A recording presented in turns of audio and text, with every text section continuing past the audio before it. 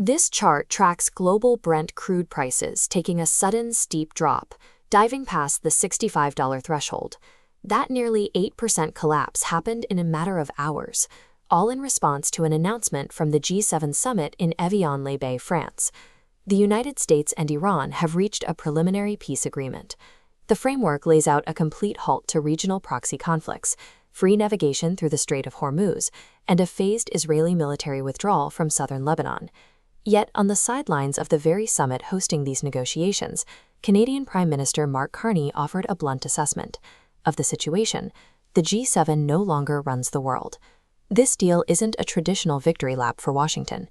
It is a pragmatic compromise born of a multipolar landscape, one that relies on a foundation far more complex than any bilateral treaty of the past.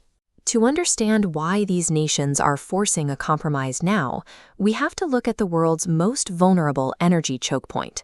This map shows the Strait of Hormuz. Roughly 20% of the global oil supply funnels through these waters. For years, tanker seizures baked a heavy risk premium into oil costs.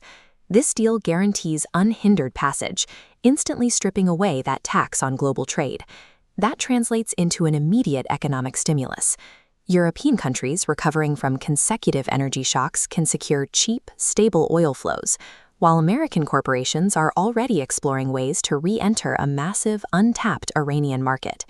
These overwhelming financial incentives provide the intense gravitational pull keeping an otherwise unstable diplomatic arrangement intact. But the true beneficiaries of this dynamic aren't sitting in Washington or Paris. Beijing watched the negotiations with quiet satisfaction, knowing its own economy relies heavily on that exact same Middle Eastern oil. China has already funneled billions into Iranian infrastructure through its Belt and Road Initiative. Now they are negotiating a 25-year strategic partnership to lock down a reliable land and sea corridor connecting Beijing directly to the Gulf of Oman. Meanwhile, New Delhi is actively shaping the outcome.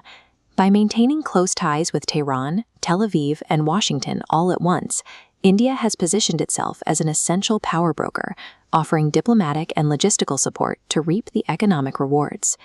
Noticeably absent from the negotiating table is Russia. Bogged down by internal turmoil and the conflict in Ukraine, Moscow's capacity to project power has severely diminished, creating the exact diplomatic vacuum that made this deal possible. The momentum driving this peace is no longer a purely Western export. Today, global stability hinges on a complex web of Eastern economic interests that have become too large to ignore. However, the very compromises required to reach an agreement have exposed a massive structural flaw. The preliminary text contains virtually zero specific constraints on Iran's nuclear program. Inside Iran, the deal faces fierce resistance. The conservative clergy and the Islamic Revolutionary Guard Corps strongly oppose any concessions that might limit their regional military footprint, and Supreme Leader Ali Khamenei, who holds the final say on all state matters, has not publicly endorsed the agreement.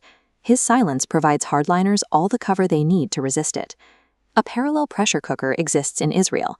Prime Minister Naftali Bennett is fighting intense pushback from right-wing coalition partners demanding he reject any framework that requires territorial withdrawals or negotiations with Hezbollah. While G7 leaders celebrate in France, these deeply entrenched local factions maintain both the motive and the military capability to unilaterally shred the accord. Even if the paperwork gets signed, enforcing it on the ground presents a logistical nightmare. Disarming Hezbollah in southern Lebanon requires a level of trust and UN verification that simply does not exist. Then there are the fractured proxy groups like the Houthi militias in Yemen. They operate largely independent of their nominal leaders and could easily refuse to honor a ceasefire. Finally, there is the unpredictable reality of American domestic politics. With the 2026 midterms rapidly approaching, the administration has a shrinking window to secure the funding and political capital necessary to keep the agreement alive. The G7 can still draft an accord that temporarily drives down the cost of a barrel of oil. But the long-term future of the global economy now rests squarely in the hands of volatile, local hardliners.